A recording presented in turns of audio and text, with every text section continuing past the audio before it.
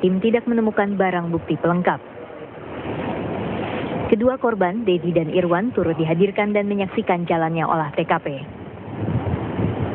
Polisi galau ya. Ada betul nggak ada warga? Nggak ada, bohong tuh ini. Berarti memang polisi ya? Kalau di keroyok masa tidak ada keroyok masa. Berapa orang yang polisi yang membawa itu? Pulang. Banyak. Pulang. Kita diinstruksikan oleh keputusan Bapak Presiden bahwa kita tidak tepat waktu dan tidak tepat cara. Jadi untuk proses penyidikan saat ini itu ditunda sampai batas yang belum ditentukan kapan waktu akan dilakukan tidak lanjut penyidikan ini. Itu yang bisa saya sampaikan. Ya. Kabid Humas Polda Bengkulu belum bisa memberikan keterangan terkait olah TKP tersebut karena belum mendapat informasi dari Unit Reskrim Polda Bengkulu. Dari Bengkulu, Beni Sunandar, TV One mengabarkan. Baik. Iya, dibongkar lagi setelah 8 tahun. CSI itu kalau film di televisi itu masih segar TKP-nya tapi kalau 8 tahun gitu mungkin saja, Pak, mungkin saja. Kalau yang umum itu bukan olah TKP-nya, mengungkap pelakunya. Itu bisa puluhan tahun. Kasus seperti dulu intelnya Rusia dengan Amerika, itu kan puluhan tahun terungkap. Enggak, tapi ini kan dia datang ke TKP di site-nya gitu ya. Oke, kita nggak usah bahas itulah. Kita bahas Bung Johan aja. Bung Johan, udah diomongin belum pelimpahannya kayak gimana ceritanya itu? Ya, jadi perlu saya sampaikan juga bahwa harus bicara dulu soal pidato Presiden. Oke. Ya. Karena ini sangat erat kaitannya.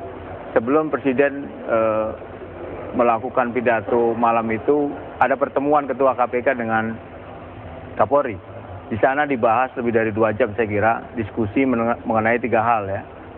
Pertama soal kasus simulator Korlantas, yang kedua soal novel, yang ketiga soal penempatan penyidik Polri di KPK. Tentu panjang ceritanya, kemudian pertemuan itu dilanjutkan di hadapan Bapak Presiden, dan kemudian muncullah kesimpulan yang 5 kemarin, yang 4 diantaranya terkait dengan KPK dengan Polri ya.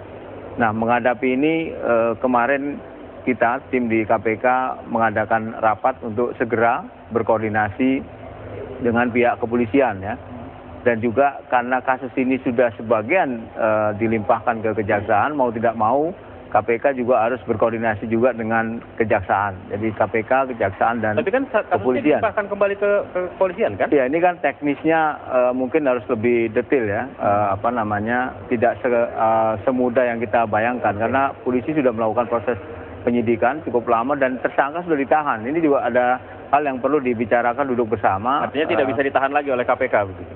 Ya, nanti itu dalam proses itu nanti bagaimana teknisnya, saya kira kita tidak boleh mendahului Pak Faruk. Jadi tentu harus hasil dari koordinasi antara pihak KPK dan Polri. Mas, dan juga tapi ini kejaksaan.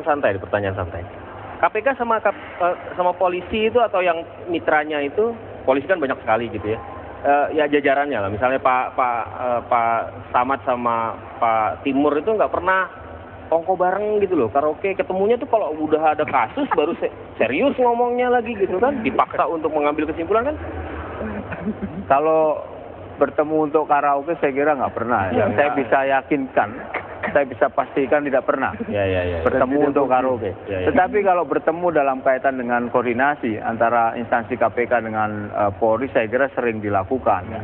Beberapa kali pertemuan tidak hanya dengan Kapolri tapi juga dengan Jaksa Agung ya, bertiga ini, karena kita dinaungi juga oleh MOU antara 3 instansi penegak hukum ini. Mungkin jadi pertemuan itu jadi sering ada salah paham, mungkin kita bikin samsat yang gede banget gitu ya, 1 atap gitu, semuanya ada di situ ngobrol. Kalau saya ini melihat gini Vito ya, jadi pengalaman kemarin ini dari analisis saya, ada cara berkomunikasi yang kurang ya. Apakah itu dari KPK, apakah dari Polri, cara berkomunikasi yang kemudian memunculkan kontribusi kepada polemik yang semakin melebar. Cara mengompori oleh berkomunikasi media lagi gitu. Ya, saya tidak pernah menyebut media mengompori ya. Tapi karena kadang-kadang kan media itu memilih kata-kata yang sangat menarik untuk publik, ya menarik untuk media itu kadang-kadang kan tidak menarik untuk narasumber gitu ya, sehingga kutipan sepenggal dari KPK dikonfirmasi sepenggal ke Polri, muncullah sepenggal itu yang tidak lengkap, ditangkap tidak lengkap, polemik muncul lah. Karena itu kita dan disinggung juga oleh Bapak Presiden dalam pidato itu untuk tidak selalu mengadu kepada media. Nah, ini kita jadikan introspeksi. Itu sebenarnya kritikan buat KPK karena KPK dituduh memanfaatkan kedekatan dengan media, simpati media kepada KPK untuk kemudian politicking katanya begitu. Ya, saya kira itu ditujukan pada semua yang mengadu ke media ya. Saya kira nggak cuma KPK mengadu ke media, tetapi semua. Kalau kami di KPK berbicara kepada media itu adalah melaksanakan fungsi undang-undang. KPK itu lembaga independen yang bertanggung jawab pada masyarakat, yang harus juga menyampaikan apa yang dilakukan KPK, apa yang sudah dikerjakan oleh KPK, itu kepada publik tentu melalui media. Nah, kalau kita tidak bicara dengan media, tentu kawan-kawan Anda juga akan marah kepada KPK kan?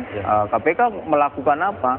Nah, transparansi inilah kemudian yang oleh beberapa pihak bahkan kita dituduh pencitraan ya beberapa waktu yang lalu. Ada yang bilang ini bukan pencitraan saya kira. Dana atau anggaran KPK untuk media itu sangat besar, jadi mereka mendapatkan simpati yang sangat bagus. Kalau besar saya nggak pernah dapat tuh Mas, tolong dicatat. Kami akan kembali sesaat lagi di Apa Kabar Indonesia Malam.